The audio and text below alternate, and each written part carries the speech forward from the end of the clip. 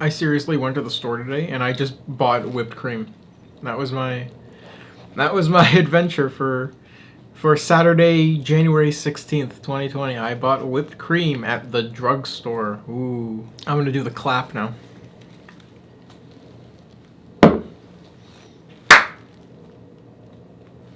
There's my waveform. Rytalk12.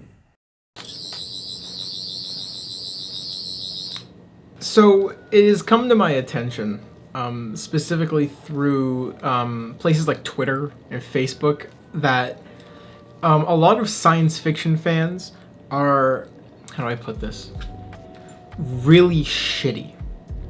And by that I mean they sort of assume that modern day science fiction is like propaganda, they say, like SJW propaganda. Now, I'm not an expert on social justice causes. I believe in a lot of them. I think this whole issue sort of came up in around 2017. It existed before then, but I think it really became like a problem in 2017. And when I say a problem, I don't mean diverse and inclusive storytelling. I mean assholes on Twitter. Obviously they've always existed. I think one of the first times I like fully noticed it was in like 2015-ish, where people were really mad about John Boyega being in Star Wars because they're racist pieces of garbage. But I think it was with the release of Star Trek Discovery when people really got angry. And there are a lot of reasons for that. One, Shaniqua Martin Green plays Michael Burnham, who is a black woman, as the lead of a Star Trek show, which traditionally has had white leads in it, white men predominantly, save for Voyager. But people were really not happy about that, and I remember seeing that. I was like 17 at the time, and I remember seeing it and going like who gives a shit? Like, why are you so angry about a black woman being the star of a TV show, especially Star Trek of all things, which was always like built on this mentality of inclusiveness and the future being a better place where everyone can belong and there's no bigotry and hatred. And I was like, of all the things to be angry at for being inclusive, it's Star Trek. How odd is that? But it kept going. It had two gay characters in it that are high-key the two best characters in the show. Shout out to my boys. They're excellent in that show, but people were like fucking pissed. Like, I've never seen people so angry that there was like a gay kiss on a show. And I'm like, bro, they're like two husbands expressing their love. Why are we so angry about this?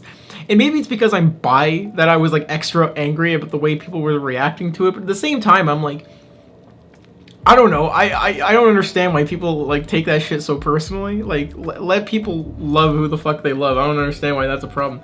But it kept people on like Twitter, like the Star Trek like social media accounts have always been very inclusive and very like forward with their support of the LGBTQ community and like race-based causes, and they've always been like that. I think one of my favorite things about it is that if you read an article on StarTrek.com, it lists the pronouns of the writer of the article, and I think that's the coolest shit in the world. I love that. It's such a simple thing, but it's really cool. It really puts a smile on my face. I love when people do that.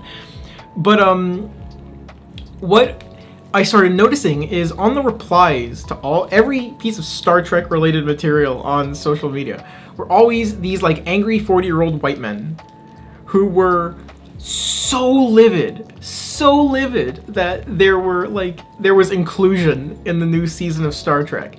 And I think there's legitimate issues with the new Star Trek shows, none of which are the fact that it is a multicultural cast with like inclusiveness of all gender identities and all sexual orientations. That's not the problem. If you want to talk about problems with the new Star Trek, I can do an episode on that another time. But overall, I like the new Star Trek. That's besides the point, though. But I started noticing it with other things, and then I was like, every sci-fi franchise has all these like angry people that think it's just like propaganda that's like being pushed by like leftists, and not the fact that like it's trying to like give people a platform to tell their stories. And I think the moment that I realized that a lot of fans on Twitter were just generally terrible people was when it was 2017, and I'll never forget it. They tweeted beforehand, the BBC tweeted that they were announcing the new Doctor Who, and everyone was all excited. That's a bus going by. Everyone was all excited about who was going to play Doctor Who. And then it came out that it was going to be Jodie Whittaker, who is an exceptional performer. If you haven't seen her, she's in like Broadchurch. She's really good in that. She's in Attack the Block, a bunch of stuff. Really, really great. She's been working for years. But people were so mad because this is the first woman to play Doctor Who. Okay, first of all, who gives a shit? The whole shtick of Doctor Who is that the person can change the body. They can regenerate. So why is it such an issue? We've seen people regenerate into different genders before. So I don't know why this was a massive problem. I think people are just angry and upset.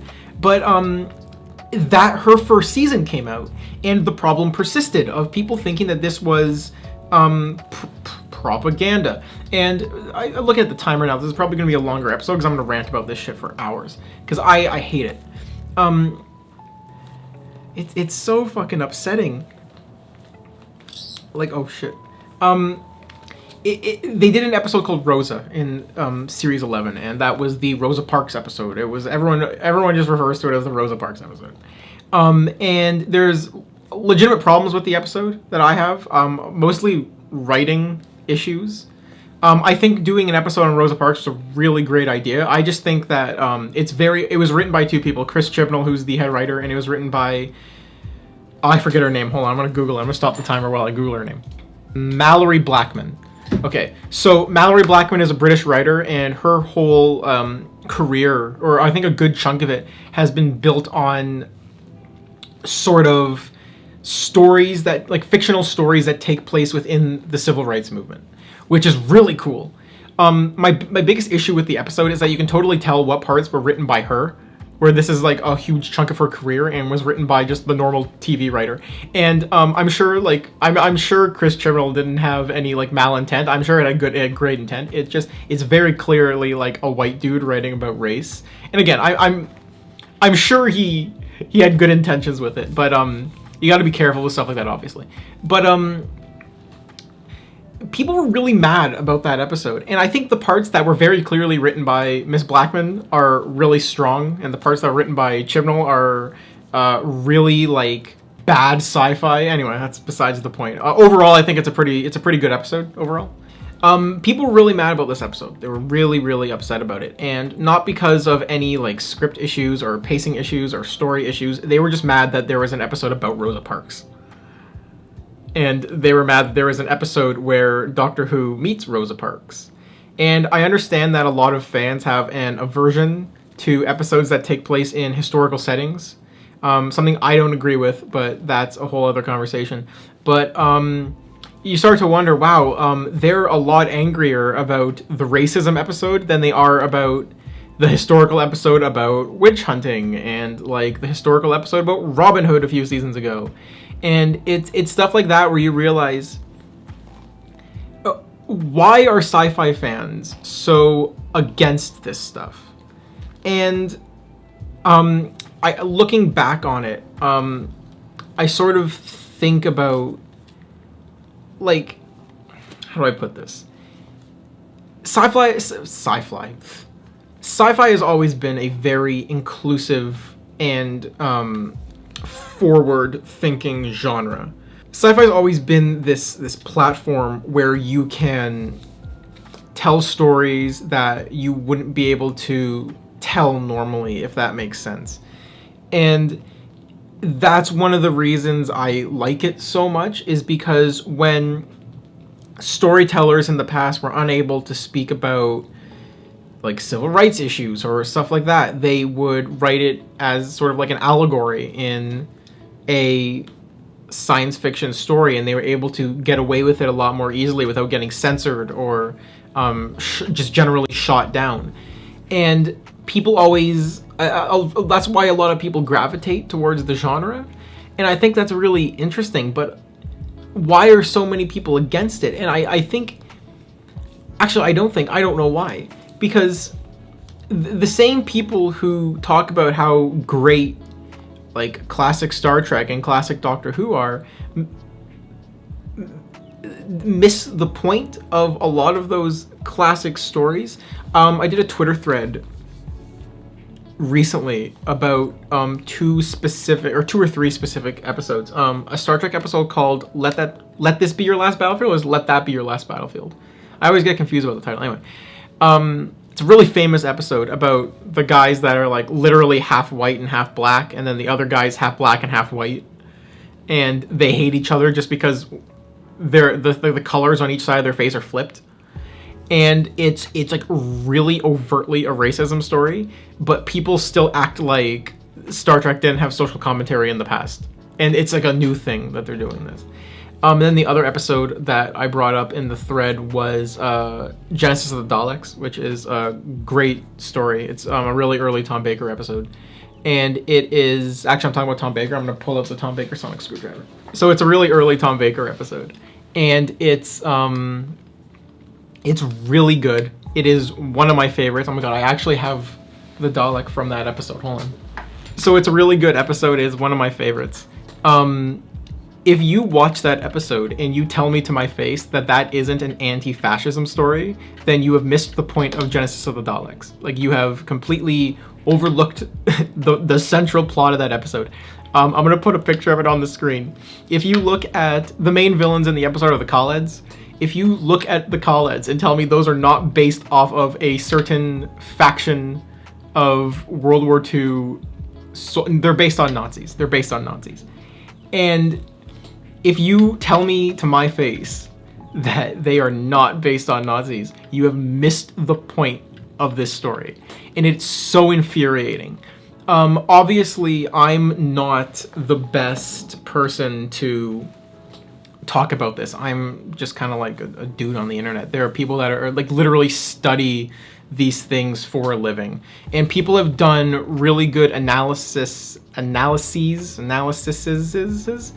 of these episodes. One I really recommend is Mr. TARDIS on YouTube. He did a really good breakdown of the anti-fascist storytelling in Genesis of the Daleks, and I really recommend it. He really goes into it specifically with how the characters in the story react to a fascist uprising, react to fascist ideas, and how Davros in that episode is like a very like textbook fascist leader, and how it ends up basically being his undoing.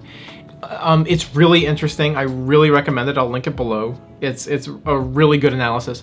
That being said, it's really shocking to me that people who claim to love these shows so much are against these stories taking a much more prominent role in the modern time.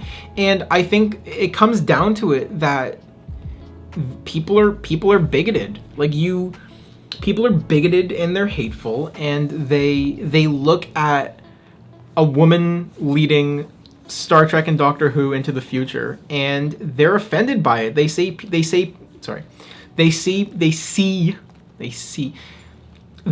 people with different skin colors, and they're offended by that. They see two men in a loving relationship, and they're offended by that. The catalyst of the initial Twitter thread I wrote, and the catalyst of me wanting to make this, was Memory Alpha, which is the Star Trek wiki, was got into a lot of shit, and rightfully so, recently. Because in the new season of Star Trek, there is a non-binary character, and they refused to list the character's gender as non-binary on their wiki, and it turned into this whole thing. I'm really glad they eventually got called out for it, and they got called out to the point where Wilson Cruz and Anthony Rapp, who play the hashtag Space Dads on the show, came out and actually like called them out publicly on Twitter, and it was the most epic shit. Like they actually they like completely rescinded it. They put the performers' correct pronouns into the wiki. I think they did, at least. I don't know exactly how it ended, but it took two celebrities calling you out on Twitter to do what the right thing is. And it just made me really angry. Again, I'm not an expert on any of this, but I'm just a really big fan of these franchises who noticed that these types of stories have always existed, and I'm just like sort of calling people out for really ignoring the messages of all these shows, and basically showing that a lot of people online are hypocrites, that they get mad at these modern seasons for having inclusiveness and all these very progressive storylines when these franchises that have both existed since the 60s, because Star Trek first aired in 1966, although the original pilot came out in 64, I think, and Doctor Who started in 63. And they've had these stories the entire run. And it's just really upsetting and really irritating that people sort of like live by this hateful rhetoric, and I really hate it. And we like stuff that's happening in the US and really around the world just really shows that these hateful ideologies haven't gone away, and it's really upsetting. And I just want to bring attention to how science fiction has always been a medium to show that these stories exist and to give platforms to these stories. And I think that's something that's really special about science fiction in general. And yeah, don't be racist, don't be transphobic, don't be homophobic, and respect people's pronouns, or else you're a piece of shit. Yeah, I'm excited for the new season of Doctor Who. Okay, bye. Thank you very much. This was close to 20 minutes. I think I just hit 20 minutes. That's really bad. Sorry for rambling for 20 minutes. I understand it's supposed to be Rytalk12, but this is something that really made me angry. Respect others, be nice to others. Yeah, I might do more episodes, like 2 episodes a week, just so I can catch up on the backlog I have. Don't hold me to that. I don't know if I will. I'm also really behind on my personal channel stuff, so that stuff will come out eventually too. I'm really busy. COVID's kind of like upended my school year. For those of you who don't know, I'm in film school, and we were supposed to film our final film soon, and COVID restrictions came in and kind of fucked up all our plans for those movie shoots, which I think is the right thing to do. I think, I think we should abide by restrictions and not force people to go on film sets, so that's good. Just a lot of shit going on. So I'm really busy. If I can't be held to this schedule, I apologize. As usual, follow me on Twitter and shit. Hit me up. This is my Dalek. I really like him. He's really nice. I paid a lot of money for this, actually. Actually, I paid a lot of money for all my Daleks. That's besides the point. Thank you for watching, and I'll see you next time.